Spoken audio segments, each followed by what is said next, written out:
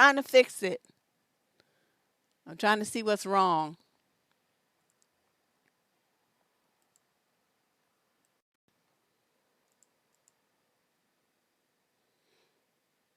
Okay, now? Yes? No. Yes? No.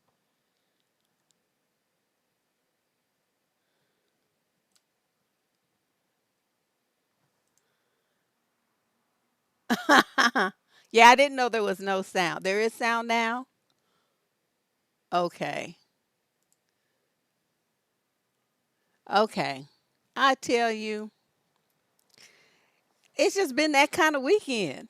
Just it started, remember? It started on Friday with the power thing dropping off and then now this and my internet was all gone on Saturday and now this. Plus, let me tell you now that we got our sound back. Let me tell you my story. I have to start with the story time. Okay, so there's this really really popular like Mexican food stand place thing over here. So I drive to the place and my cousin, her kids, everybody, they're at the house, right? So they wanted some Mexican food. I wasn't planning to cook nothing. So I said, okay, what y'all want? I can go down into the place. I'm standing in line right now. This place, you stand in line outside. It's like a counter that you walk up to and you place your order, then you stand over to the side, you wait for your food to come. Okay, so people from the street can see you. It's this in the parking lot, but from the street, this I don't know, maybe I don't know how many yards away is the sidewalk. So here come a Dusty walking down the street. Why did I just know? I'm gonna be the only black person in this line, and this Dusty is like a radar. He's to where I am. And I see him walking by, he's talking on the phone. And then, so I'm just looking around because I'm waiting in this long ass line.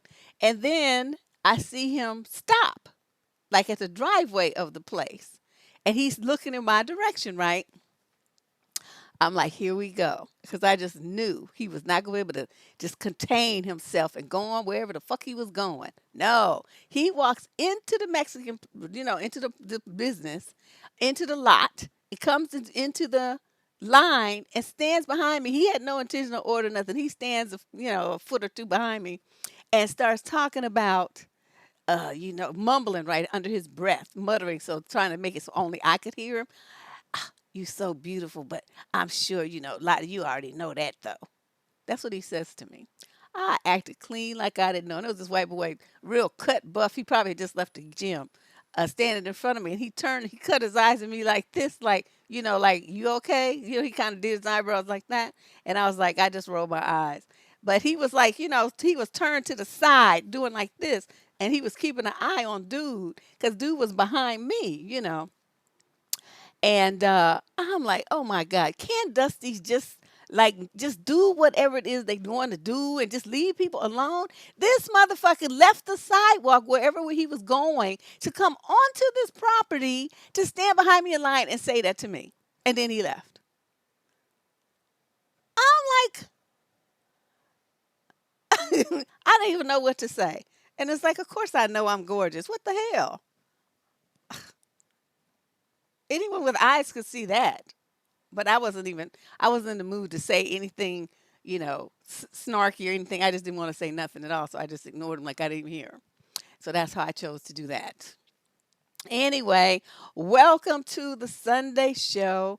Now that we have sound, and we're going to get started with this talking about no thing.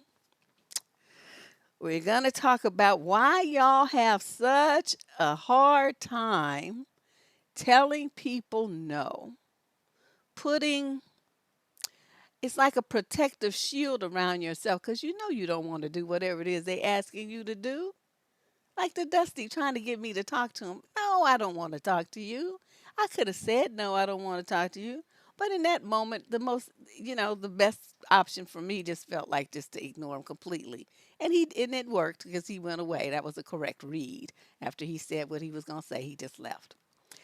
So, when we as women though, there's a lot of pressure on us to be nice. That's one thing all grew up hearing that, oh, be nice, be nice, be a nice girl. You hear that a lot from your elders when you're growing up. You hear that in school. You hear it damn near everywhere.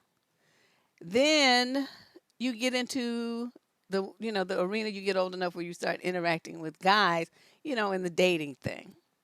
So then you get a whole new set of instructions. If you've ever read like 17 magazine or, teen or any of those kind of things, all those, even Cosmo for the older teens and young women.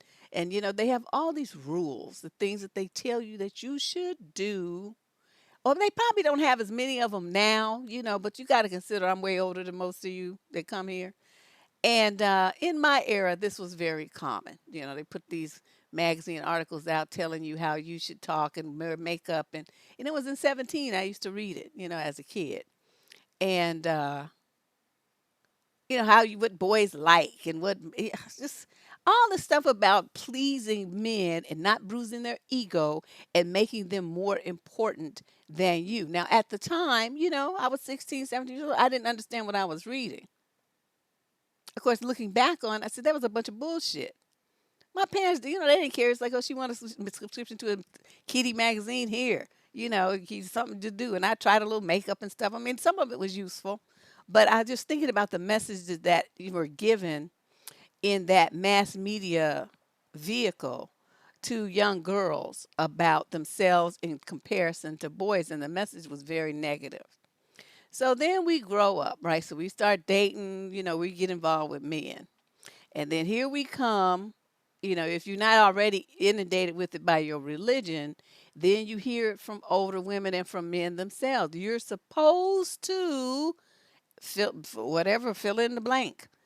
And it basically revolves around pleasing men, being gentle so that you don't hurt their ego when you do have to decline their invitation, their request for your phone number or something like that. It's all the focus is on us doing something, adjusting ourselves to please, placate, and protect other people. Look at that, the three P's: please, placate, and protect.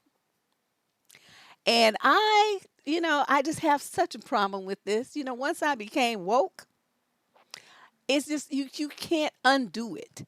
And you see the shit everywhere you go. Everywhere you go. You see women giving these like they're meek and mild. So it's like there's two extremes of women, right? There's what we call the hood rat girls. They just don't give a fuck. They stab you. I said no, motherfucker, and pull out they switchblades and their guns or something and shoot you, sick they pits on you, whatever. They don't care. They said no, and you as a dude, you better listen, okay? Because they will handle themselves just like another dude and don't care, okay? But then there's most of the women who are on the other end who have got all these other messages and they, listen to them. And so they sit around trying to figure out how to say no in a way that won't hurt other people's feelings. And think about all the letters that we get on the advice column, right? These women write in, right? And you guys hear the letters. They say, well, I want to break up with him, or I want to, tell him that I don't want to see him again. How can I do that without hurting him? I've heard that phrase so many hundreds of times. It just is mind-boggling. So, that's what I wanted to talk about today because it reflects on some of the letters that came in recently as well as some things that I saw on the wall. And of course I lost them. They inspired the show, but then I went back to get them and could only find a couple. So I put a survey up to get some responses from women. I only was able to get 5 because it was a lot last minute thing, but that may be enough for this show. So let me get started here. Um, Under the video about Mary J. Blige, one of the channel visitors wrote, I went through something similar with my ex husband. I pay for everything, including his debts and his other women's birthday and Christmas presents. I tried joint accounts, but he took out more than he put in.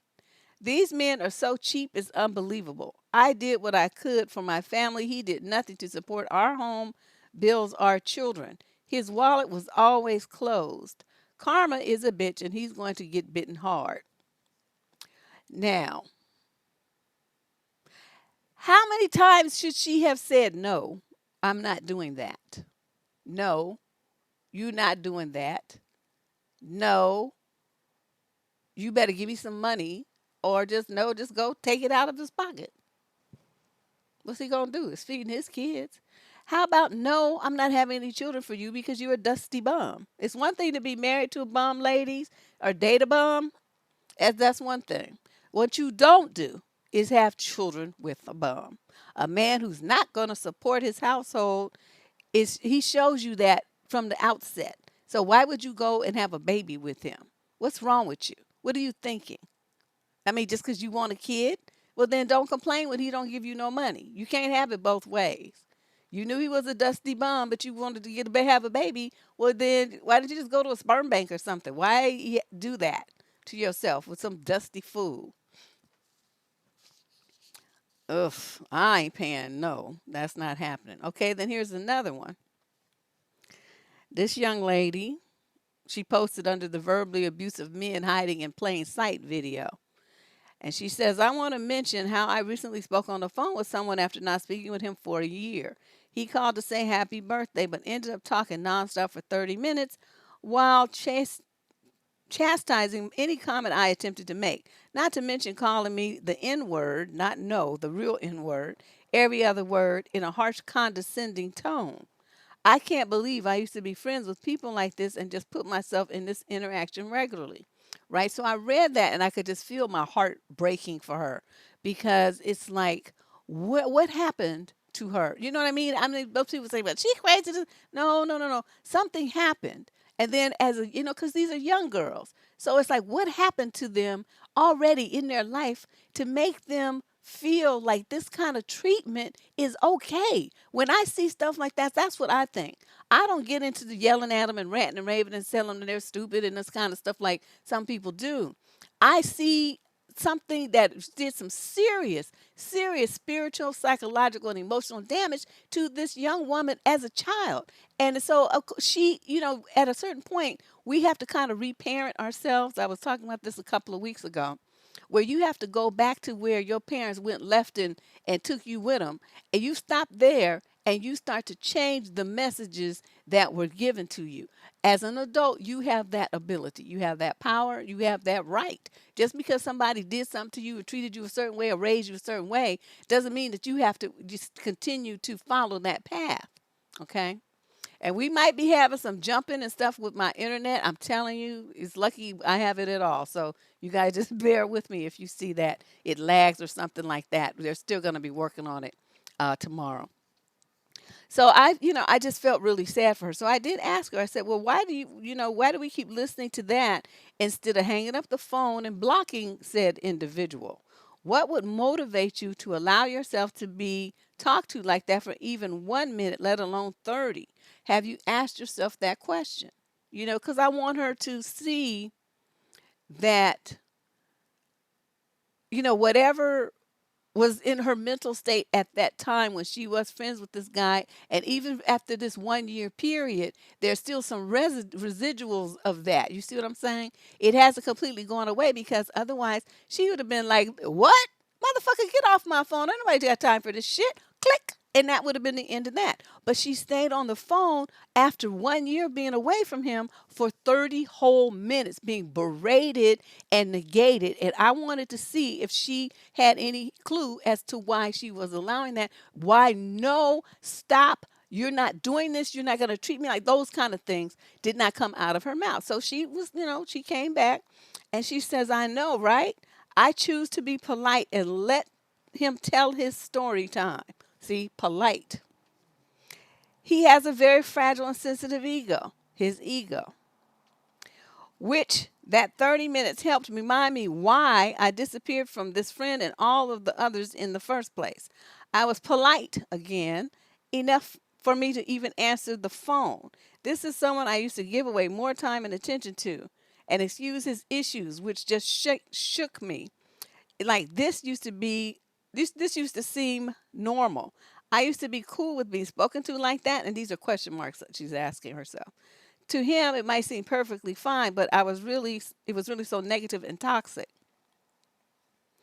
And in response to his behavior, I tried to appease him by not hurting his feelings, which led to him actually thinking I like him. Hmm. So you see the words there. The words. What words would we want to strike from our vocabulary as of today? Polite and nice to nignogs. Now, there's a way to do things in a socially acceptable way that uh, put up barriers, but you're not more focused on his ego than you are on your own. Now, for instance, this guy, once she saw that it was him on the phone, because all have caller ID now, and she wanted to answer the phone to, like close that door or whatever, that's fine if you have that kind of fortitude to pick it up. Once he said happy birthday, say thanks a lot, but I'm hanging up now because you get on my goddamn nerves. That's why I haven't talked to your fucking ass for a whole year. I have no intention of wasting not another second of my life on you. Once we hang up this phone, I'm blocking you on everything possible. Do not call me ever again. Click. Now, that was very polite, right? It was polite. It didn't go in on his mama. Didn't talk about his face. It stuck to the facts, and it gets him off the phone. It lets him know what time it is. It lets him know that you are changed. You're not that person that you used to be anymore. And then now it's done. You feel good because you have finally stood up for yourself.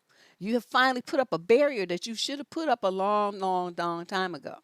The passive way to do this is to simply see the number there and then not answer the phone and then go and block and do all these other things. And a lot of women do that. That works for them too.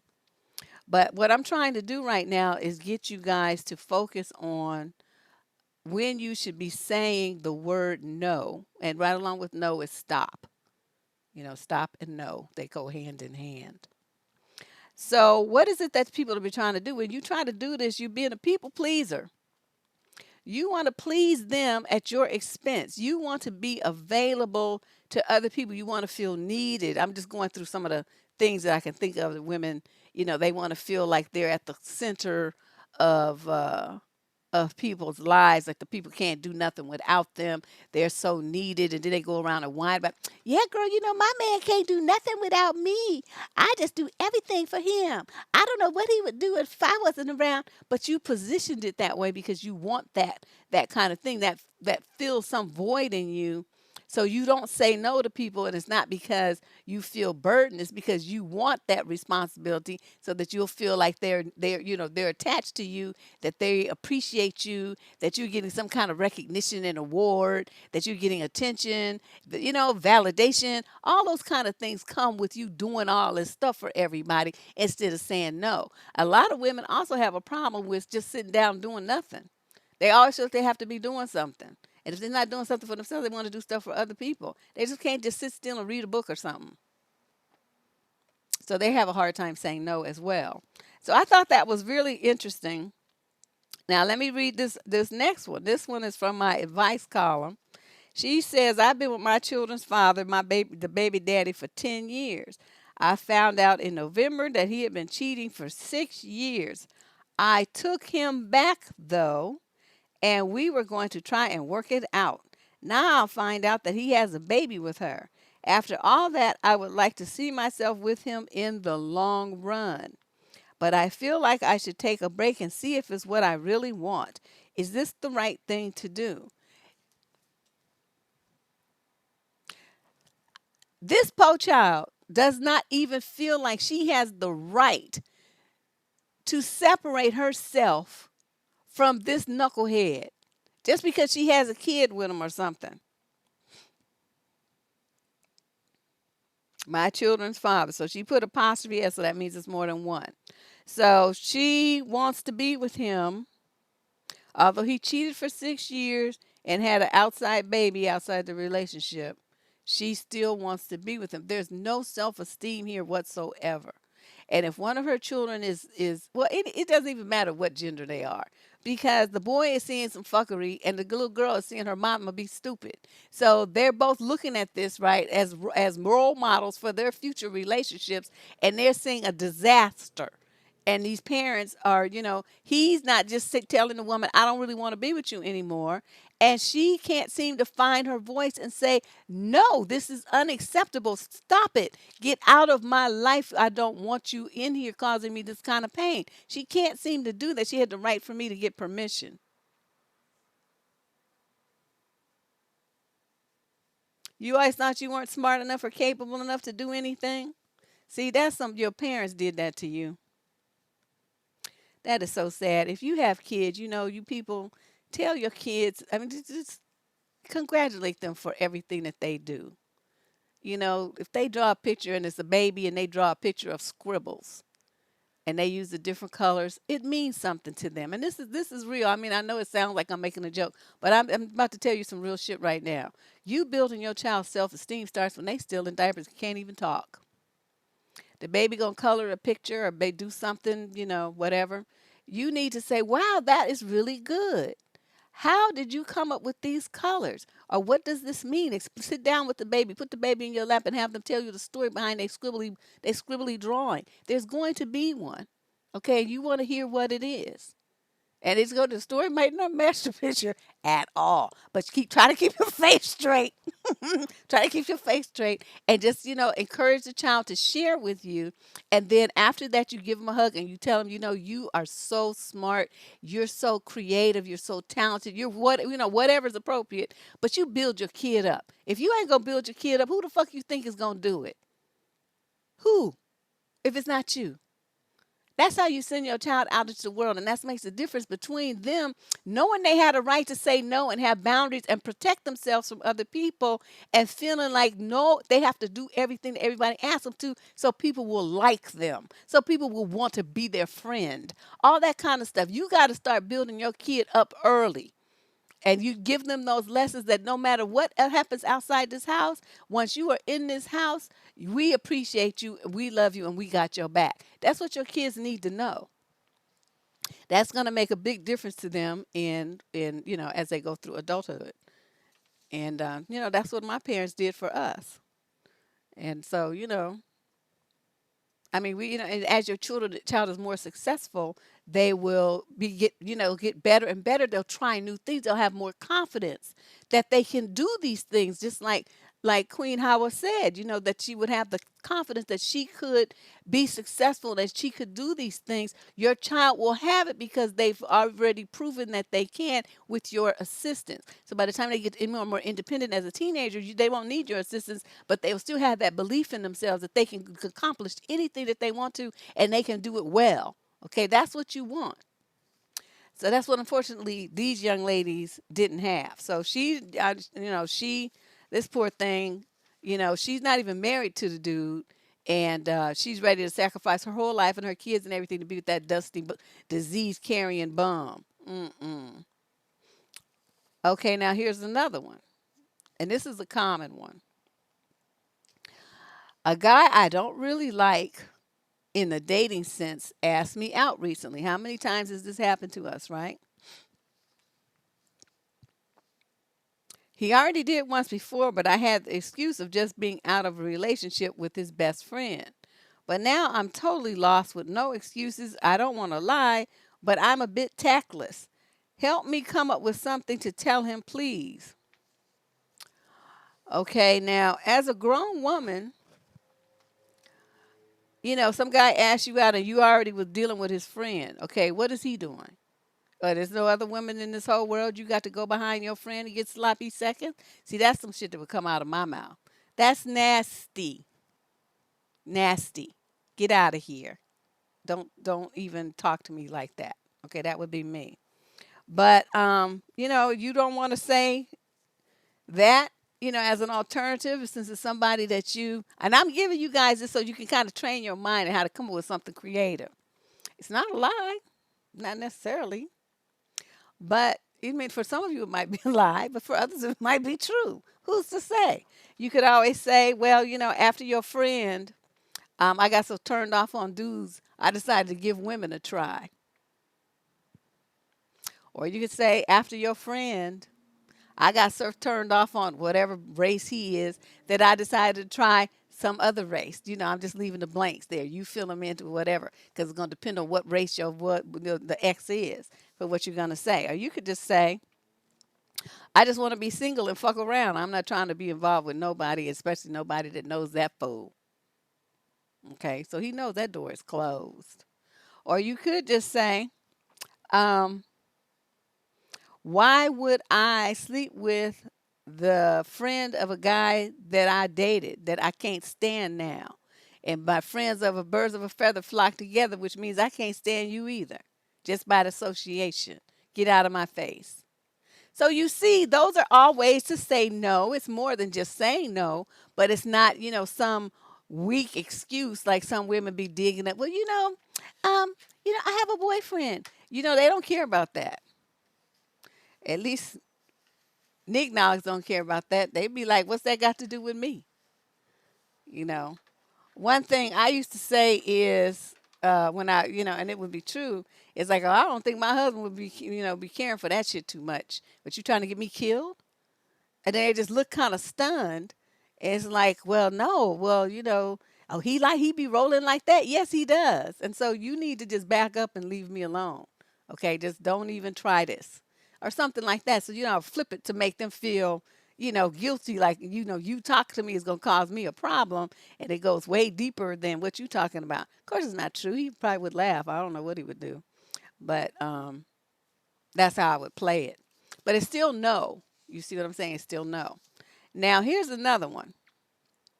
Oh, a male friend of mine shows an excessive amount of affection to me and pays a lot of attention to me whenever we are in public. Otherwise, I don't hear from him. When he sees me in public, he comes to wherever I am and grabs me in a tight embrace and or hug and doesn't let me go. He'll be getting a knee in the nuts. I have to use a little bit of force to get him to release me. He literally stands under me while we are conversating. It's almost as if he is marking his territory or something. My question is, if he's not interested in me, then why does he show this type of affection only in public? My attitude is, why does he show this type of affection only in public? Hmm. Well, basically because you let him. That's the bottom line. Because after he did it the first time, that should have been a stop to that. That should have been like a conversation. That should have been like a kick in the nuts. There should have been something to back that up, to tell him not to ever touch you like that again, publicly or privately. But what you telling me, but you're not telling him. And you telling me, you have to use this force to get him back off of you. You supposed to punch that motherfucker. I said, don't touch me. Now you take that in public. You know what I mean? He just doing the most, trying to put you in a position where you try banking on you being polite and nice to not cuss him the fuck out. That's what he's doing. I don't know why she thinks that's affection. Cause you got to use force. He won't let you go. See, that's not affectionate. That's forcing himself on you, and he's doing it in public where you feel like I said he's gonna know that he has your need to be nice and be polite. It's like he's grooming you. That's the feeling I get. It's like he's grooming you. So then he's gonna do that shit in private, and then you won't be able to get away. You won't have anybody around to try to get their attention up. And then he's gonna be like, well, you never said anything the other times. That's why it's important for you guys to find your voice. You have got to find your voice. I know it's gonna be scary for you. I know it's different. It's something that you're not used to. But you have to do this. In a situation like this, what when she got away, when she pushed him away, she said, what the fuck are you doing? You don't be grabbing me like that, motherfucker. You lost your mind. You crazy. Don't you ever touch me again. Like loud talking, right? And so he want to play the public game. Let's play. I'm better at it than you. Or he squeezes you, start screaming like a banshee. Just scream like somebody's stabbing you. Just scream and scream and scream. And say, well, you wouldn't let me go. It was scared me. I was triggered. I mean, something. You got to do something that's going to be to let him know that this is unacceptable behavior. Turn my light off. The sun's setting in here. That's what I would recommend if you have a situation like that. You have somebody who's doing that kind of stuff to you, where he does that in public. The guys do this too when they do these proposals, these surprise proposals. It's the same mentality. They want to try to use the public to force you to be nice, and a lot of women fall for it because I saw some responses where they didn't want to say no in public because of his ego. And they're like, well, she just walked away. She could have just said yes while they were there and then told him no later. Just took the ring there while everybody was there. Why? Why should she do that? You see what I mean? So many women have been brainwashed to think that they don't have the right to say no to a man, even in a situation where he's proposing marriage. She might had a good reason not to want to marry that motherfucker. That's what I'm thinking.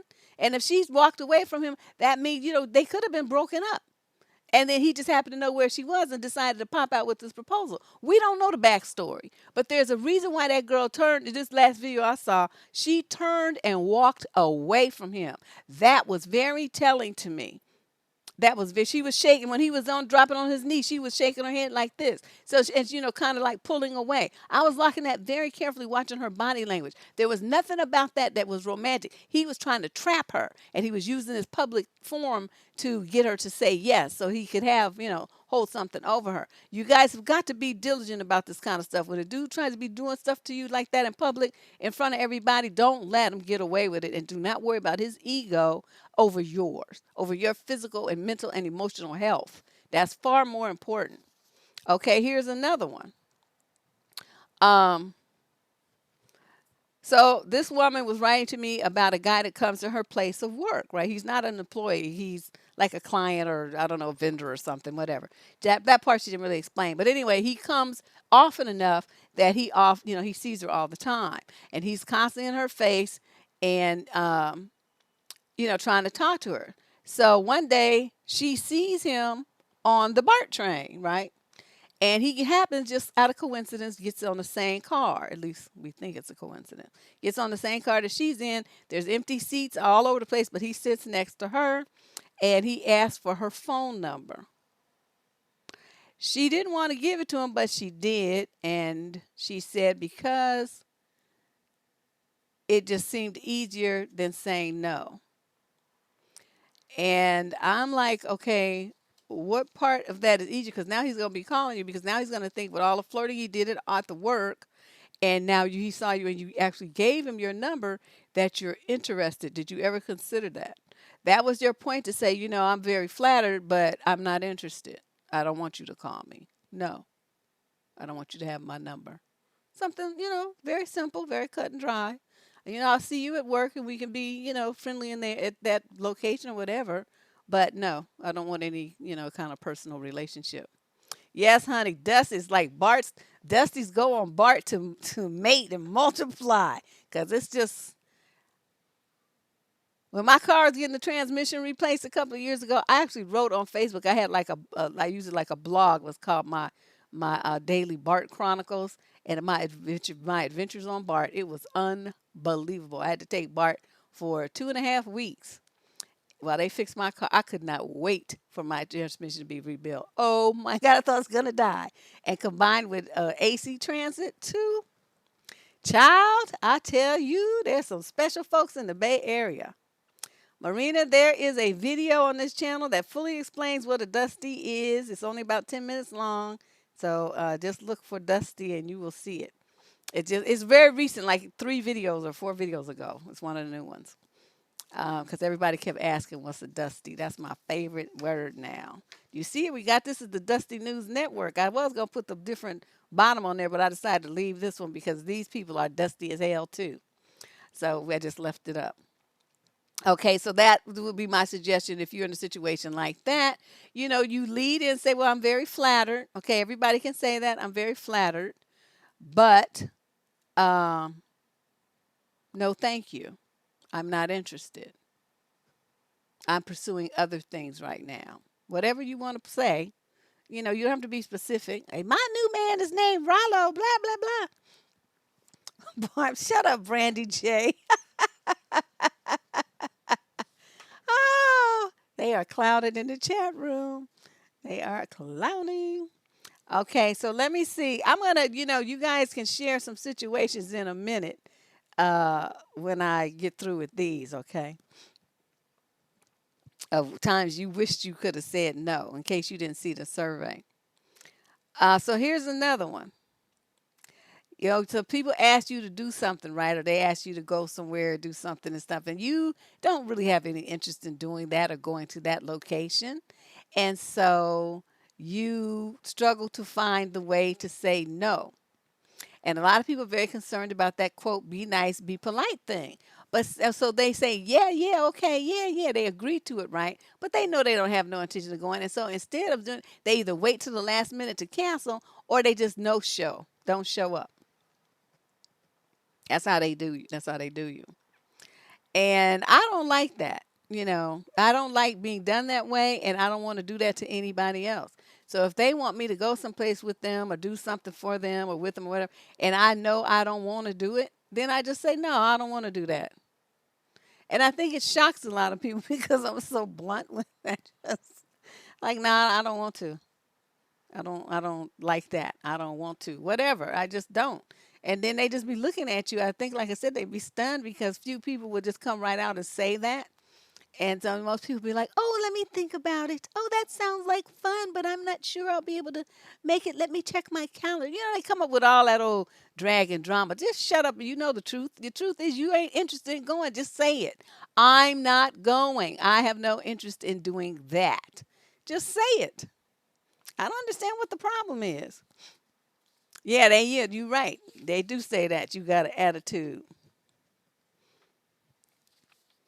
Well, sometimes, K Sarah, they keep trying anyway because they want to convince you that they're right and you're wrong. They feel like if they keep asking you enough times, they'll wear you down and you eventually say yes. And unfortunately for many women, that is what happens because y'all are not firm in your no. You say no, but then you can't keep up. You can't even do it with your own kids. Your kids, mommy, mommy, mommy, mommy, mommy, mommy, mommy. No, you say no, no, no, stop, no, no, no. Then finally, okay, then. Okay, men are the same way. So if you start with no, you need to end with no.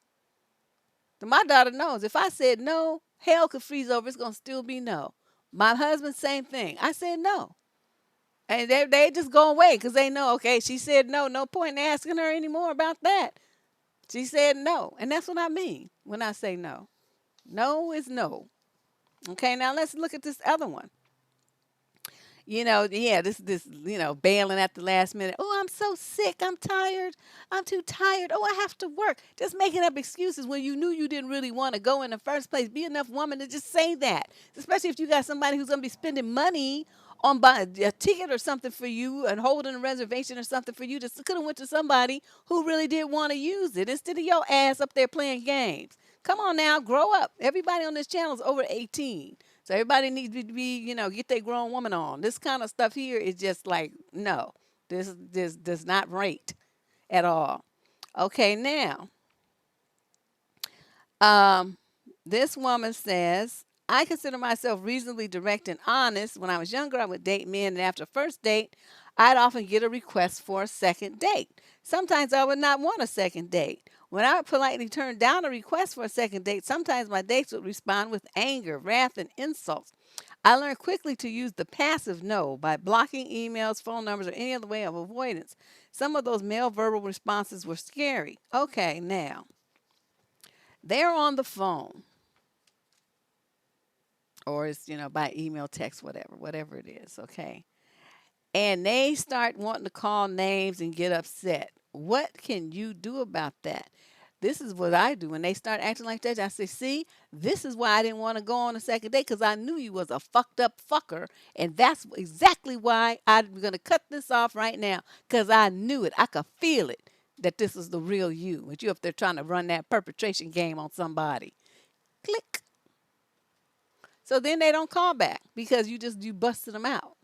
Say when they can't say anything because they acted a fool, right? So you acknowledging that they acted a fool and using that as your reason why you didn't want to go out with them in the second place for the second date, and that's you knew that was what was lying right under the surface. They can't say anything because you were right. You see what I'm saying? You were 100% correct. So what they gonna say? Well, I didn't mean it. Yes, you did. Otherwise, it wouldn't have come out your mouth because you a grown ass man, right? Yeah, it's a red flag.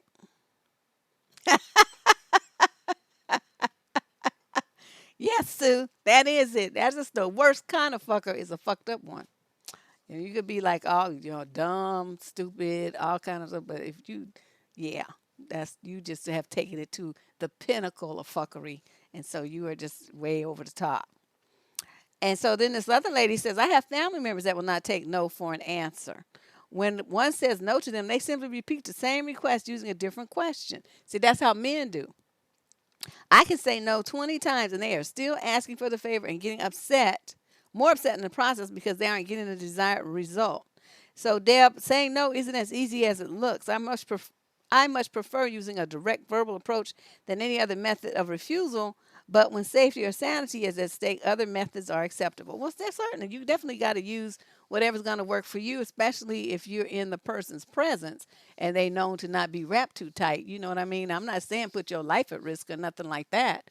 But what I'm saying is you have situations like, so somebody calls you some names. So what?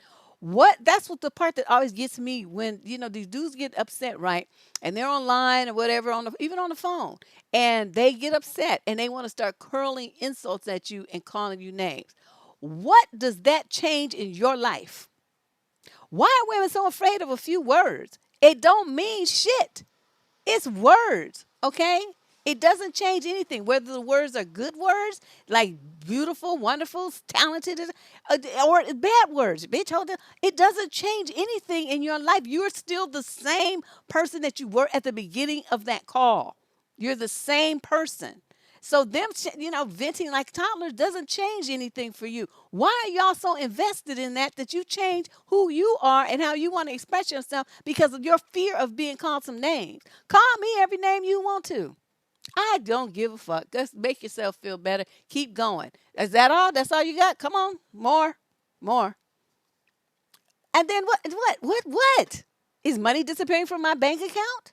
Is my credit score impacted? Is my employer going to hear about this? Is this going to make a difference in me getting a raise or promotion or anything? Anything is going to have any impact on me at all. Only the impact that you allow it to have. And those are fools talking to you crazy. They don't have any impact on you unless you let them do it. And what are words? Words are meaningless. They're just nothing. Okay? Stop it. Stop with this being fear of, well, he might call me some names. Like you gonna drive and blow away because somebody called you a name? You couldn't have been born. You couldn't have been in my family. You wouldn't have survived. You would not have survived in my neighborhood or in my schools that I went to or in my household. You would not have lived because my brothers and cousins, my older cousins, man, they would go in on you. That's why I'm so tough now, I think, because I had to deal with that. I'm like, that don't mean shit. Get out of here. So I learned to dish it back, give it back. And then that when you experience that as a child, you realize it doesn't mean anything.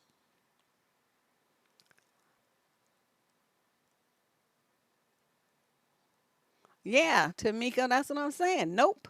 Yeah, people get. I mean, of course, they're entitled to have being their feelings about being disappointed. I'm not saying they don't have a right to be disappointed because they ask you, for something and you say no. Of course, they're going to be disappointed because they, really wanted it. But Queen Eveline saying no whitens her teeth.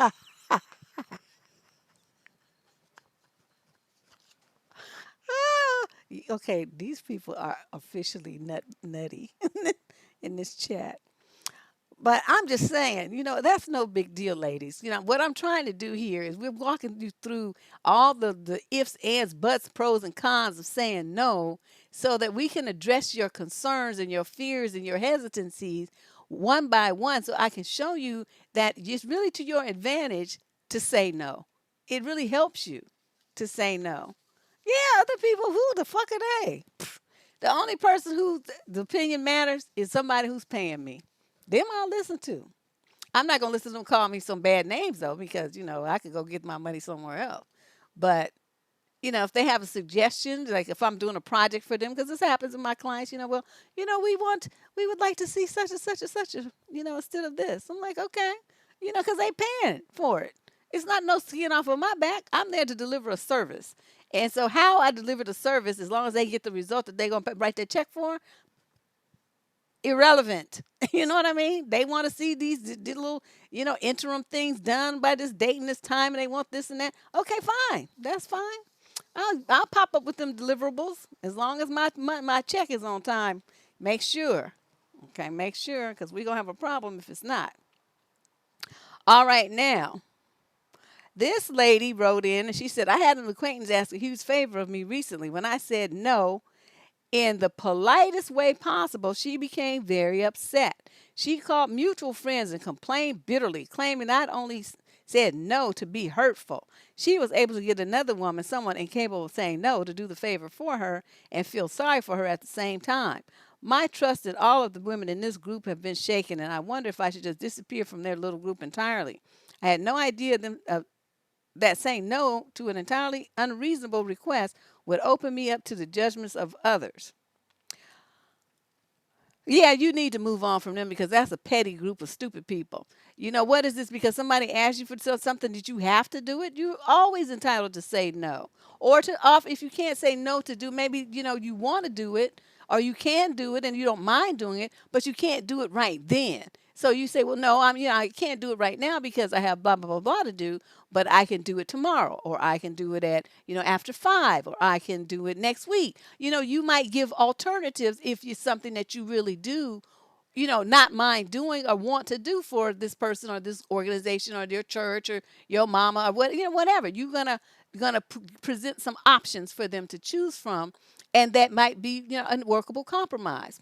Okay, but the demand that they put on you to do it right here, right now, the way that they're asking you, that's a no, dog. That ain't happening. So but you have every right to do that. That's an alternative too, to give options to the person. This woman gonna call around and be all petty and stupid, and try to get other people on her side because you said no. See, that would have been Deb making a phone call to all them bitches and be like, fuck you very much, and fuck you and your mama too. That would be me. But just to make everybody understand where I'm coming from. Not like I would be mad or upset or anything. It's just stupid. And so if you want to act stupid, I'm gonna join in the party of stupidity and show you how to do it right because you're just not really good at it. I have a PhD at acting stupid, and I'm gonna show you how to do it well and thoroughly. All right. Okay. So let's see. Let's look at some of the surveys that that people that responded to my survey online. They wanted to give um, share their experiences. And I asked for women to share what they thought. Uh oh. Oh, shoot. I only got one. Hold on a second. Let me print the others out. There was 5 responses. I only printed out one. Hang with me, everybody. I have to pull this up out of my Gmail Drive, Google Drive, and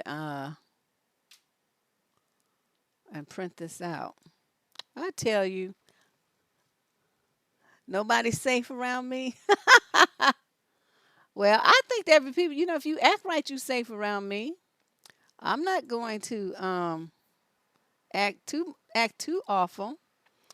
But one thing I'm not going to do is take mistreatment. I'm not going to do that. Come on. What's wrong with my computer? It's just so slow.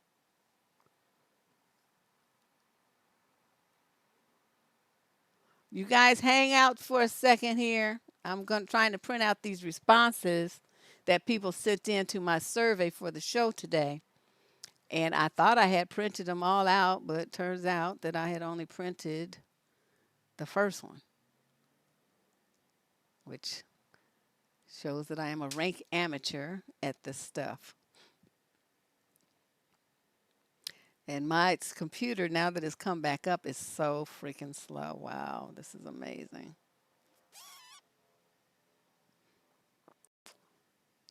It's like the internet is saying, should we launch? Let's think about it. Gosh, it's Sunday. It's the day of rest. Maybe I don't want to work that hard.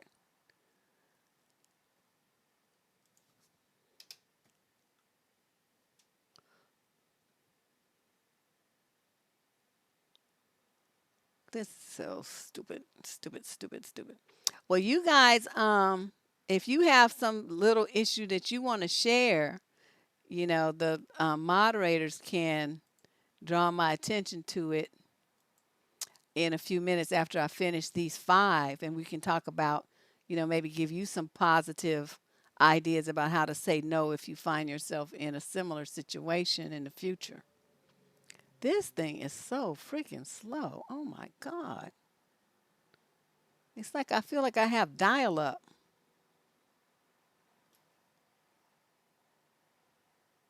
You guys remember that sound that the 56K modems used to make? Or are you too young for that? Honey, when we got a 56K modem, we thought we was a big time. That was the big thing. That was happening.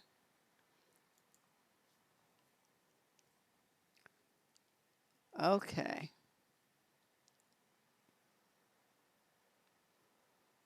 Okay.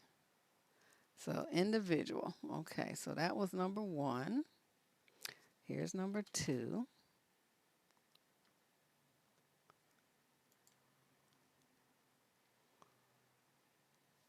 This is what happens when you're a person who is not organized before your show starts. Don't be like me. Don't be like me.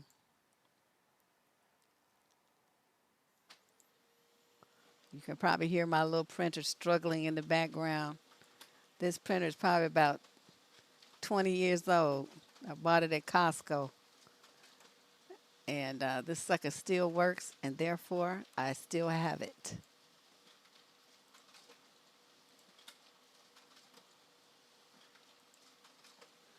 Okay. Now they're all printing rather. So while those print, let's go over the first one. All right, the first one. So the setup is I asked on the form for them to tell me about a time or situation where they wanted to say no but couldn't think of a good excuse. So I ended up in a situation I didn't want to be in. And I asked them to explain what the situation was, what the request was, what meeting this request may have required of them, who the person was, as in their importance, like coworker, neighbor, husband, wife, something like that, and then what you were feeling at the time that the request was made of you. Okay, hold on. Oh, here we go. So this first one says, my aunt asked me if she could come to my house while my mom was living with me. My aunt had stayed with us back when my mom still had her own home. My aunt was hostile, called me weird, kicking my neatly organized shoes, speaking negatively about me in front of her married boyfriend. She would sexualize my nightgown and mumble to herself that I should let her have my nightgown. If my mom asked her for help with anything, my aunt would say, tell your fucking daughter to do it. Fast forward to my adult years, I had my place for about 8 years at the time. My aunt didn't come to my housewarming, baby shower, no cause to congratulate me when I graduated from college, no cause to just say hello. I don't know where my aunt lives now. We chat every now and then on social media since my mom's passing. However, at the time of this request, it would have required me to give my aunt and her negative energy access to my peaceful home. It was an opportunity to tear me down, an opportunity to not be helpful. I struggled with letting my mother stay with me. I was working full time caring for my son and studying for school. My mom needed a lot of care. I knew once I opened the door for my mom to come in, everybody else would try and follow, and I was right. I never actually used the word no. I told my aunt to go out for coffee with my mom and invite her to her place instead. I even felt guilty suggesting an alternative, though I doubt she feels any guilt about her behavior towards me. I felt like I had no right to say no. Who was I to stop my aunt from being with her sister? I know I wasn't stopping her on an intellectual level, but emotionally there was conflict. I felt used when my aunt used to ask to come over. Wow. I felt disregarded, manipulated, and watched like I couldn't breathe. Wow. Ooh, this woman must be super toxic. Okay, let's see. Okay, so she's a female. Okay, let me go to letter number two. That was like, that auntie is crazy. How many women are sharing men? They might not care that they're sharing. I mean, some people are okay with that. Look at all these people involved in them polygynous marriages and them Muslim groups and stuff. Okay, back east, they all be doing all that stuff. Them hotepery people. Okay, so this one says, I was casually sleeping with a guy who didn't really like using condoms. I always had to tell him to put one on. Oh boy, this is not going to end well. Even me saying it felt scary. He inserted his finger in me, um, back, the back part. Then at a later date, yes, I stupidly still dealt with him. We had unprotected relations. I wanted to say stop, no, but I just couldn't get the words out. Luckily, I didn't catch anything and I didn't fall pregnant. Only recently, I've had to deal with the fact that I was assaulted. Your videos have really saved me. I realized the massive error of my ways and I'm really trying to do better. Well, yeah. I mean, I'm not going to say, not blaming you for this. He chose to do those things to you. You didn't, give him permission and he did it. And that's right. That is assault. What, the only mistake that you made here was not protecting yourself from the beginning. And this goes for the rest of you too. You have a motherfucker and you not married to him and you just dating him and you probably just met him and he comes up telling you, I'm clean, I don't, I shouldn't, we don't have to use a condom. Don't you dare sleep with him. Don't you dare. Are you kidding me right now? You don't know where his nasty diseased eggplant has been planted. You don't do that. Okay, you got to protect yourself, your fertility, especially you young ones. You end up with some kind of thing, or you can't even have a baby in the future after you do find a Mr. Right. And it just doesn't mean that you have to have a large number of eggplants. It could be one, and just the wrong one. Okay, so you have to do what you need to do to protect yourself and your future health, your feminine or your female organs and everything else. Okay, you don't want to be stuck with. I mean, you can always go and get an abortion, but I mean, why even have to do that? If you take the precautions on the front end, then it protects you all the stuff from the back end. And if anything like that should happen to you, and they try to do that stealthy thing or something, hop your happy ass up and run to the drugstore and get that morning after pill and pop it. Okay, do not take chances and talking about, well, I don't know, I'm gonna wait and see. No, you're not. You're gonna handle your business because you are, what I say earlier, these are grown women on this channel and you're gonna act like one. Okay, you're not gonna sit around talking about, well, I'm gonna see, it's just not probably nothing. Da, da, da, da, da. Okay, you say no. See, this is what's important. When you say no, when the words come out of your mouth, no, your behavior has to back it up, ladies. You can't say no and then do stuff that you just said no to. Okay, you're sending a mixed message, and that's very confusing to men. That's confusing to kids. That's even as a parent. You have to have a consistent message. If you say no to your kids, everything that you do has to back up that no. Okay, you have to be consistent. Yes, it's hard. It's a struggle. Most people don't have that kind of discipline over themselves, so it's hard for them to have it over their children. But if you don't have it over your kids, you're gonna grow up and you're gonna have fuck boys and just some disasters walking around calling themselves your daughters. And you would have done that by your lack of parenting. So you need to make sure that you. She say, stay away from bed. Well, you can get pregnant about from you know on floors, tables, cars, camping trips, swimming pools. You don't have to be in a bed. But, it does help to stay away from any kind of situation where you're alone and it's dark and quiet. Okay. So then, let's see. So that was hers. Let's see what else we got here. Here's another one. I was involved with a co-ed outdoor group. Some of the activities were fun, but most were geared for hookups and going to bars, which I had no interest in. I had a traumatic childhood with emotional abuse and bullying, but I always wanted and tried hard to fit in. I saw fitting in as a chance to be seen and belonging, even if it meant saying yes to things that went against my values. Oh boy. A person in this group phoned me to tell me that although I was missing an outing, a few were meeting at a bar. I was tired, had no interest in going. My brain seemed to shut down, and I agreed to meet them. As soon as I got off the phone, I froze. I couldn't leave my home. I just needed the comfort of being by myself. I failed to show up. This went against who I am. My word means everything to me, and I'll say I'll be somewhere and not show is horrible. I berated myself and had to make it even another excuse when asked why I didn't show up. A simple no with no explanation needed would have spared me the unnecessary angst. Today I live by no is a complete sentence. Very, very good. Excellent. Now, see how she had that dilemma and she resolved it herself by thinking it through and being in touch with what she was feeling and what she knows her stance is. Her that went against her value system, which how she behaved, and she checked herself. And that is really good. So that and the value of saying no is very important, especially for teenage girls. It's a habit that they need to get into, and you need to let your daughters, give them permission, give them the space to say no to stuff. I remember, let me tell you something that happened to me, and this is a true story. This is something I never talked about yet. When I was, I don't know, probably, I don't know, like from elementary school through high school age, my parents were friends with this couple, this family that lived a few blocks away. And they had a son that was a little bit old, make a year or so older than me. I mean, we, about in the same age group. But this boy was like hideous. Okay, he was not cute when we was real small, but as we grew up, I started growing into my gorgeousness, and he went the other direction and started going into Trollville.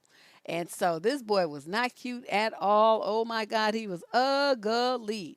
But my parents still thought of him as the little kid. As they hadn't really changed over to the fact, okay, this is a teenager now, and he's interested in our daughter, and maybe she's not interested back. It didn't occur to them until I brought it to their attention. Let me tell you what happened.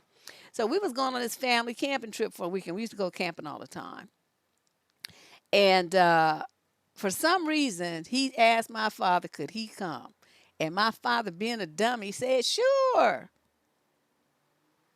I tell you, that was the worst weekend of my life. I stayed so close to my brothers, it was not even funny. I didn't even want to go to the bathroom by myself because it wasn't like I was really scared of him like that, but it just was uncomfortable because he was following me everywhere. He just wanted to be up under me every second. It was making me I was just cringing. And so I didn't feel comfortable saying anything to my parents while we were on the trip. But once we got back and dropped them off and got to the house, I broke down crying because, I'm only like 14 years old at this point. And I told my parents, he likes me, I don't like him, and you just put me in this whole situation where I had to be bothered with him for the whole weekend. Nobody asked me if I wanted him to come. Blah blah blah. I just like threw a fit.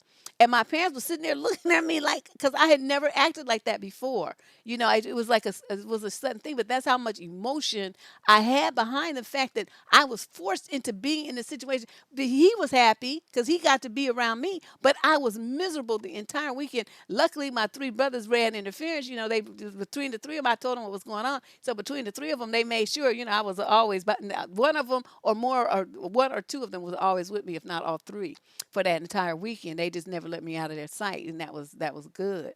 But he was just ill. And then at another point, he had installed this pencil. I had a pencil sharpener. This is before the electric ones, and he had installed it on my wall in my room for me, right? So my mother comes down the hall and sees him and stuff, and she noticed something I didn't even notice, and after that, she didn't let him come over anymore. But so he's in my room, right? And she's all in this thing, and so then he got ready. My mother comes in, and then he standing there, and my mother tells me later after he left, "Were you guys kissing or something?" I said, "Kissing? That? Ew! What is wrong with you?" I'm thinking, didn't you just have me go through that flip out moment where you saw that I was not interested in this food at all? I was like, oh my God. But we still had, they were still my parents' family friends, so they still was around, you know what I mean? And dude, because my mother's like, my mother was a nurse, so she always used these anatomically correct terms. She says, "Oh, I was just wondering because I noticed that he had an erection." That's what she said to me. I was like, "Oh, whose mother says stuff like that? Mine." And so I was just horrified. Right now I'm about 15, right? I wanted to crawl under a rock. After that, I was like, I don't want him. I don't want him coming in my room. I don't want to see him. I don't want him around me at all, ever, never. And after that, they just stopped. Yes, honey, it pays to have three brothers. I'm telling you, them dudes have changed my life. They have seriously made a difference in my existence. But yeah, that dude. Oh, my mother said that to me. I will never forget that. Okay, I'm old as hell, right? I was 15 when that happened. I still remember it. Oh, I was just wondering because, and this is her tone of voice too. She's all like matter of fact. Oh, I was just wondering because, I noticed when I came into your room that he had an erection. Oh, help me, Jesus. I'm not even religious, and I was praying Jesus or somebody would come and save me in that moment because my mother was on one. Oh, yes, and this is a true story. This I swear. That whole thing with this kid was just like a nightmare. I just wanted to die. I couldn't stand it. You have four lovely brothers? Yes. Sometimes brothers are good, but sometimes, man, like when they used to put firecrackers and stuff in my dolls and blow my dolls up, I didn't like them then. That's when I was too little to fight back. And then my oldest brother was just a rogue, and he would get cherry bombs and stuff that's illegal now. And he would take my dolls outside and stuff it in there and blow the doll to smithereens and think that was funny. All my Barbies were massacred. It was terrible. So, okay, back to this. Now, here's another story that came in. This one says, I went out for a couple of drinks with coworkers. We got to talking to another guy there at the bar about programming because he seemed interested in getting into the field. After a while, my coworker had to leave. I stayed because the guy I was talking to seemed cool and nice and interested in getting a job at our company. After a while, though, he started getting grabby. I said I didn't feel comfortable with that, but he just got worse and worse. Ew, even kissing me on the mouth. I was too embarrassed to make a scene, so I ordered water and tried to get sober as quickly as possible so that I could drive home. I eventually got home but started crying.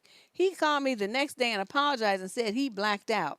I forgave him and he asked if I would give him another chance to go out with him. I said, sure. See? Okay, I'm going to go back to this in a minute. But honestly, I didn't want to for obvious reasons. I regret not being honest with him and telling him off. I was way too forgiving and I should have spoken up at the bar. I already have social anxiety and this experience had made it so much worse. I can't trust strange men at all anymore. No, you cannot, unfortunately. And in a situation like that, my rule is this: if I come with you, we come together, we leave together. That's my rule. And I had that rule with my girlfriends too because I was always the one with the car, right? And so, or I didn't trust their driving, whatever, nervous drivers and stuff. I'm like, nah, I ain't getting in the car with you. You just about have a heart attack at every stoplight. So I drive and I pick them up. Then we go in my car. Okay, now they already know my rule is if I picked your ass up at your house, I'm dropping you off at your house. Now, what you do after you get to your house, that's your business. But that's my rule. Otherwise, don't get in the car with me. Get to the club the best way you know how, and then you on your own. But that if I pick you up, then I'm dropping you off. That's it. That's been my rule since I first got my first car at 16.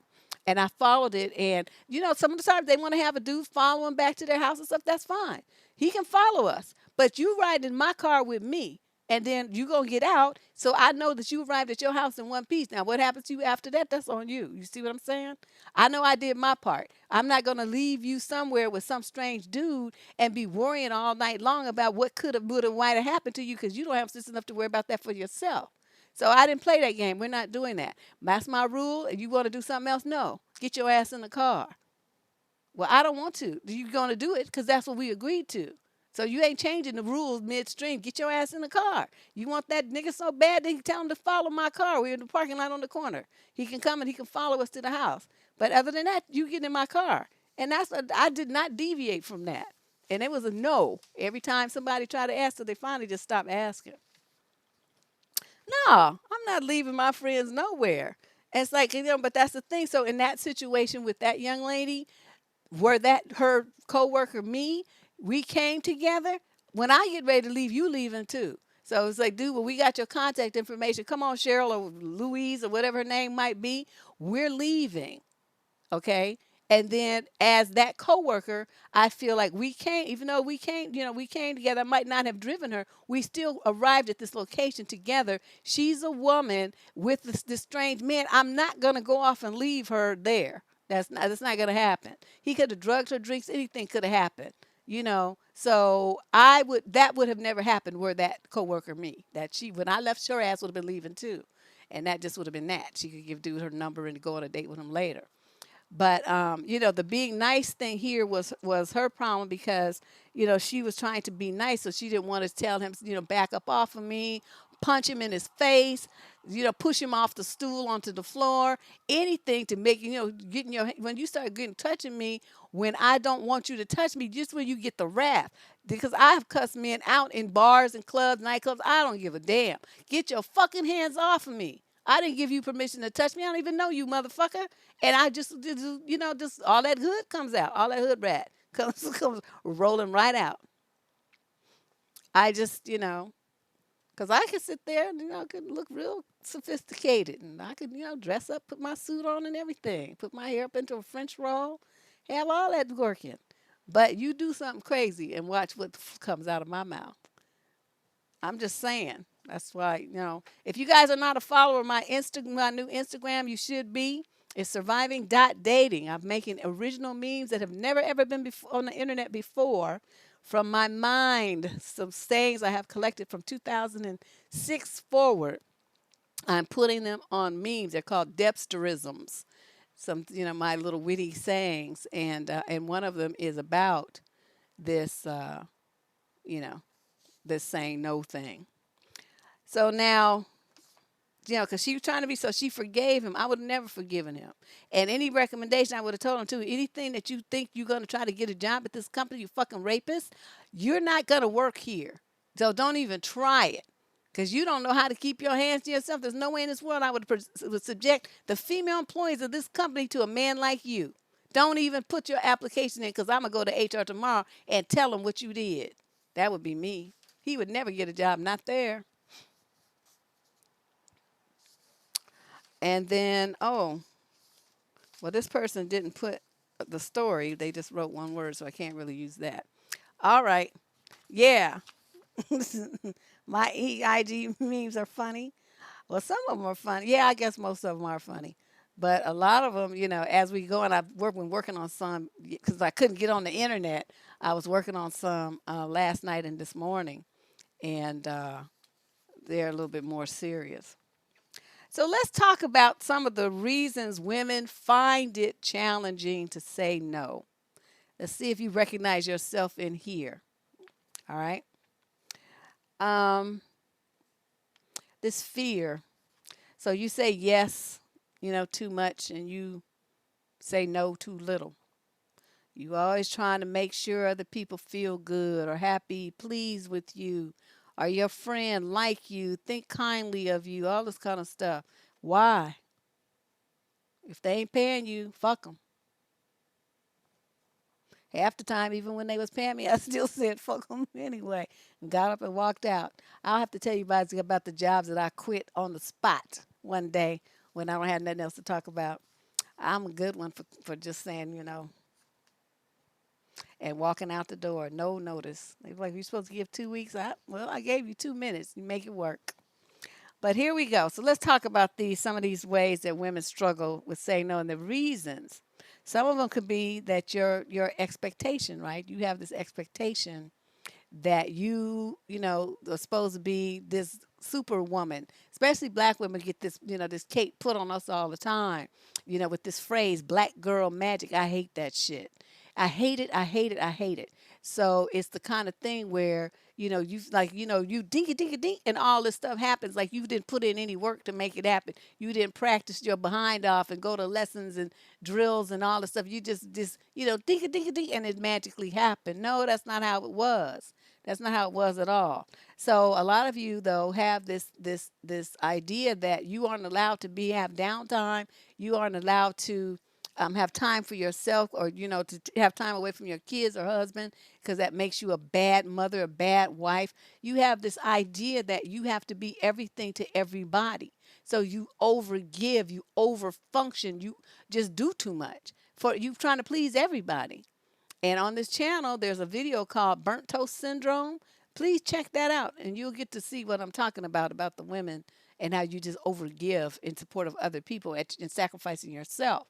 And so, if you have this idea that it's going to be really hard for you to learn to say no, it's going to be like one of the things you need to do though, but it's going to be a challenge for you because of your belief that you're supposed to be able to do everything, and you're supposed to be able to handle it all, and you're supposed to be able to be successful at everything that you do in spite of all the other demands on your time. Another is that you didn't grow up hearing women say no. To you, that's like a foreign concept. A lot of men have that because the women around them didn't say no, and they always got what they wanted from mommy and auntie and granny and all these other people. So then they grow up and they become adults, and they think that the women in their world are also supposed to give them everything that they want, and that's why they get so irate when a woman tells them no. They've never heard no before, and a lot of you haven't heard no before either because you never saw your mother or whoever raised you say no to anybody. You only saw her overgive and overdo and overfunction, and so you are emulating her. If you don't, kids learn from role models, and if you're not a role model to teach your daughter boundaries, exactly boundaries, then where's she supposed to learn them from? Like magic? Come on now. She's gonna model herself as womanhood after what she sees you do. It maybe not exactly, but it's gonna be a strong foundation. She's gonna change it later, but the foundation of who she is as a woman is set by mama. So mama, get your shit together and don't let your daughter see you being weak like that. Um, you think no is admitting defeat or that you're weak in some way, that you can't do it, that you already know you're not going to be a success at it, so you just bowing out. That's what some people think. Well, no, I should be able to do it. I can do it. I can do it. I can do everything. And the people who take care of themselves well say, no, I can't do everything. And not only do I can't, I don't even want to try. I'd rather sit over here on my ass and read a book. I'm not doing that for you. I'm going to sit here and read a book for me because this is what I want to do. And I think a lot of you, you feel like, uh, yeah, this especially in the black community, we got that that quote strong black woman thing that we get beat upside the head with all the time. What is that? Or real woman would do this, a strong black woman would do that. So of course nobody wants to be considered the weak black woman. I mean, who wants that part? But I mean, why can't you just be just a regular person? Sometimes you're weak and sometimes you're strong and sometimes you just don't want to fucking do it. And it doesn't matter what you're weak or strong. You just made a decision to not do that. You want to do something else. So, but I just be careful from that message because people will try to manipulate you into doing for them and giving them what they want by hitting you with that, well, I thought you're a strong black woman thing. But it's all a mind game. Or you might feel like, well, nobody else is going to do it, or nobody else is going to do it as well as you, or as fast as you, or as thoroughly as you, or is it less expensive as you, or whatever. So you're going to assume that responsibility. A lot of husbands do that, play that game with their wives. Like the wife will ask them to do something right, and then he don't want to say no, but you don't want to do it. That's why you asked him to do it, but he doesn't do it. So instead of you getting on him to make him do it, you just do it yourself. Inside, you really did think that you could do it better anyway, but you just wanted some help. But the guys know that game, and so they're going to play it on you. You have to understand if you say, no, I'm not doing it, you're going to do it, that you need to stick to that. Don't do it. I don't care how high the trash piles up. Whether mice and stuff come in the house, oh well. At some point, they'll run across his feet while he's watching TV, and then he'll get up and take out the trash. But whatever it is, don't you do it. Okay, that's your no. So you want to feel like, you're strong, you're capable, that you can nurture everybody and support everybody, that you can take in everybody, that you got a plate for everybody, you got a kind word for everybody. A lot of women take a great pride in that. So they don't like to say no because that's what I was talking about earlier, that need to be validated and to feel wanted and accepted and needed. That's why they do that. And those are the kind of people that they want to feed the whole neighborhood. All the kids come over after school. The parents ain't giving them no money for the extra groceries and stuff that all these kids eat up. But, she's feeling like, well, no one else is going to watch it. It takes a village, this and that. And what's this? Let's turn them kids away at the door. And like, no, you can't come in here. Where's your parents at? Take your little ass home. You ain't coming up in here eating up all my damn food. I don't work to feed you. I mean, as the kid's hungry, I might give him a cookie or something. But other than that, I'm not giving you no meal. Get out. Go home. Some people say yes because they don't have nothing else to do. Meaning, okay, like my life is so full, I have to like try to find places to do stuff, even stuff I want to do. I'm trying to negotiate and move stuff around and figure out what time frame I have to do this thing. Some of you don't have any hobbies. You don't have any interests. You don't have nothing going on in your life except maybe a job and your kids, maybe church. That's it. That's all you do. And so you are bored. You're bored with yourself and you're bored with your life. So when people ask you to do stuff for them, that's the only excitement that you have in your whole existence. The only thing that breaks the monotony. The only thing that gives you something new, a challenge, something exciting to do. When you need to be doing that for yourself. So you don't say no because otherwise your life would be like you was living on a treadmill. Same shit, day in after day out, day in, day out, day in, day out, same thing over and over and over and over. So you depend on people to ask you to do stuff for them for that reason. So your ass never gonna say no, because otherwise you just don't have nothing going on. I highly recommend that you take a class. Community college, you can take a class. Sometimes they have these free things at community. Well, they're not really free. It's some little low fee thing at community centers you can take. Fitness class, exercise class, painting, drawing, pottery making, jewelry making, something. Do something.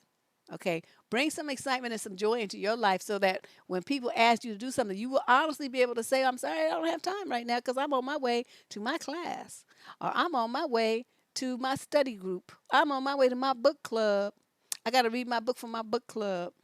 I'm taking sewing lessons. I got to sew. I got to get my thing ready for the class on Sunday. I'm making an outfit for myself for a dress that I'm going to wear on Saturday. I don't have time to do that. You see what I mean? Fill your life with stuff that's meaningful and joyful for you, and it's easier to say no to other people. You know, it's used against you. Yeah, I have a video on here about basic women.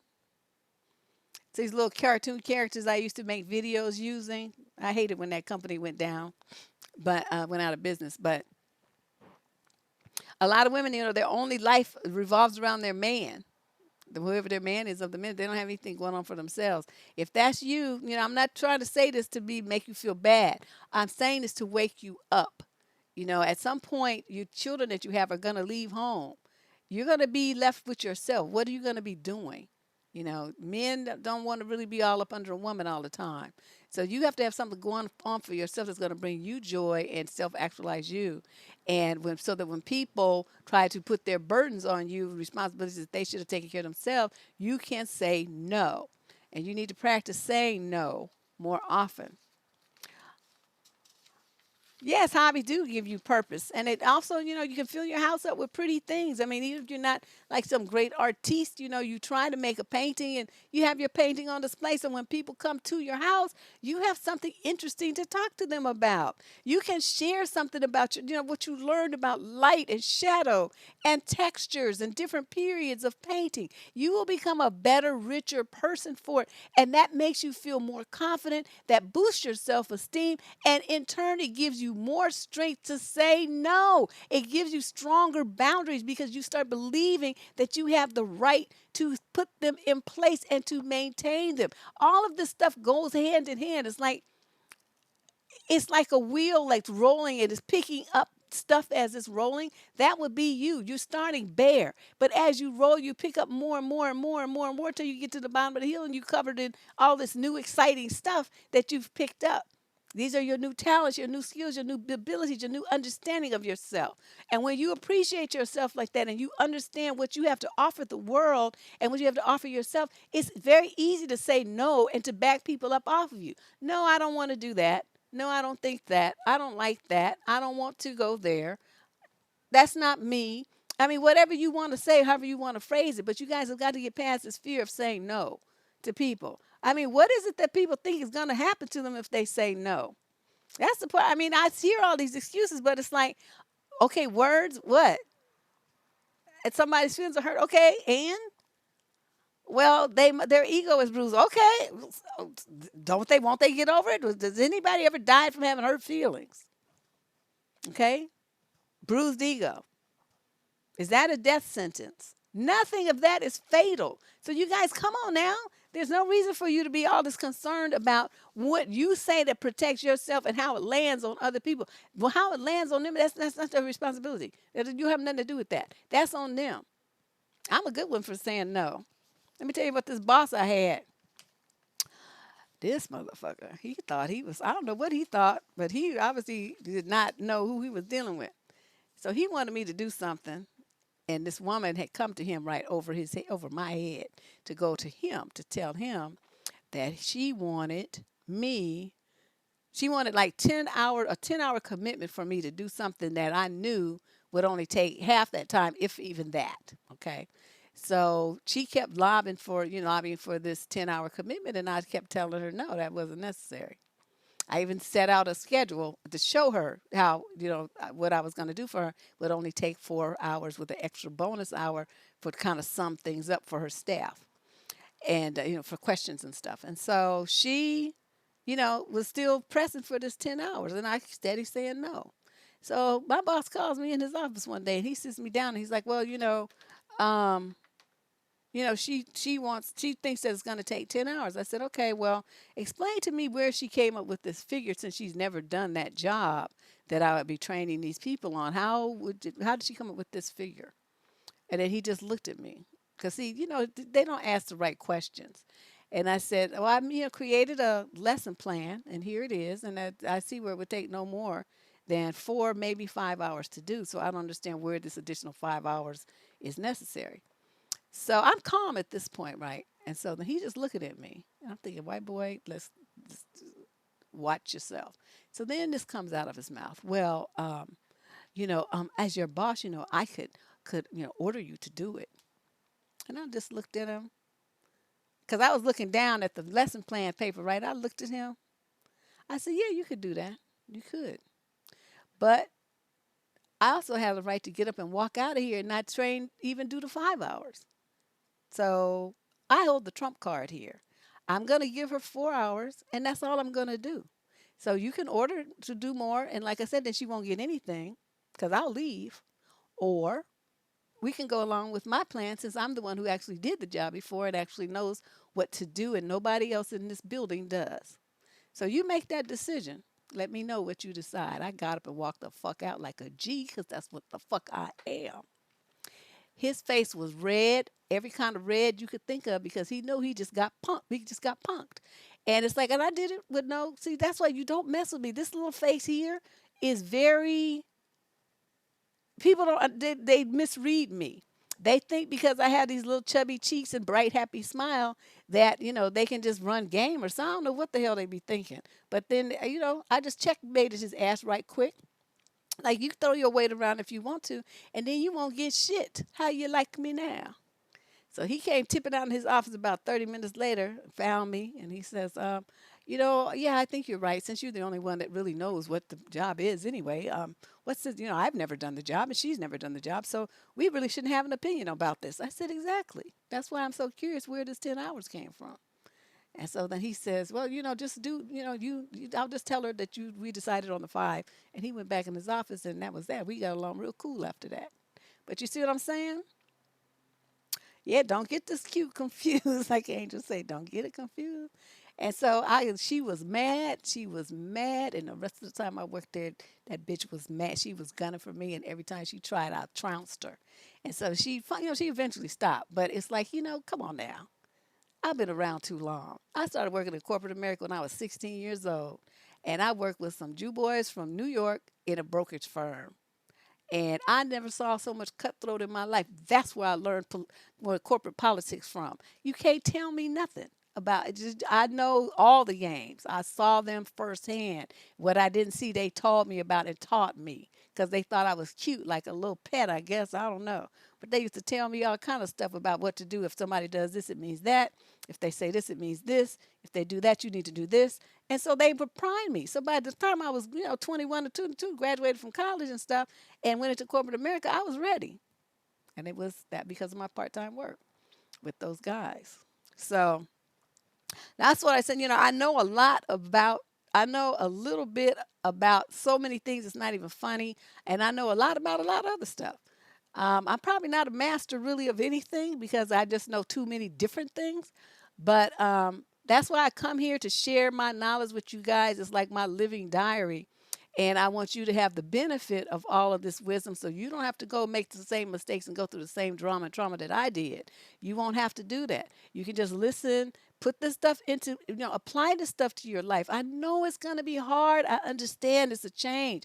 I understand it's different than what probably some of you have ever seen or heard in your families or in your, friends, amongst your friends or anything. You don't hear people talk like this. You don't hear women stand up for themselves like this. You don't hear women not play no game, take no mess from men like this. You don't know what to do with this. And so it's a very foreign concept with you. But I'm telling you, at some point in your life, you have got to put yourself first. What your needs are have to be the top priority, and protecting yourself physically, mentally, financially, and emotionally has to be the number one thing on your checklist. Everything else, even for your kids, comes after that. Because if you all fucked up, you can't be a good mother to them. Remember that. You need yourself to be strong and together so you can show them how to do it. Are you feeling me? You cannot put that second, third, fifth down the line and think that you're going to do a good job supporting, educating, training, and protecting your children if you don't do that for yourself. All right? And just learn how to say no to people. That's going to be the main thing that you need to do. Learn how to say no. And other than that, what else do I have to say about you? Well, we'll be back on Tuesday. We'll be back on Tuesday with What the Fuck Tuesday. If you have an advice question, I think I saw some people just trying was the moderators were directing people to the website for advice questions. They thought they was going to ask some today. That's not how we work. But if you have, what am I trying to do? Oh, if you have one that you would like to send in, you can either go to the website, it's survivingdating.com, or you can, I'm sorry, I'm looking for something another thing got messed up here that I'm trying to fix right quick. Or you can, up at the top of the YouTube channel, there's like a little button from the main page. There's a little button and it says get advice. You can click that and it'll take you to the exact same form. And or you can look in the show description page down below and you'll see the link that'll take you right to the submission form as well. Okay. We also have the Dusty News Network, accepting memes and clips and things that you might see online. If you see something like that, let me see. Let me flash this across the screen. Oh, no, that's gone too. Man, everything got screwed up on my computer. Anyway, you email whatever you find to survivingdating@gmail.com and make the subject line Dusty News. Dusty News. Survivingdating@gmail.com. And yeah, that's where you send the questions, and I'll put it in the show description. Where to submit your dusty stuff for the next show. That'll be this coming Friday night. That's when we'll be doing that. But other than that, I want to thank everybody for coming. Sorry we got off to a bad start with that sound situation. I don't know what that was all about, but I am glad that you were able to make it today. I hope that you learned some valuable information about saying no and get your courage up, put your boundaries in place, and live the life that you deserve to have. You're not here to please other people. You're here to please yourself. Okay? And I hope you do that. This is Deb Cooper from survivingdating.com. Check out my new Instagram page, surviving.dating. I will see you guys on Tuesday. Be here for the advice column of the week. Bye bye.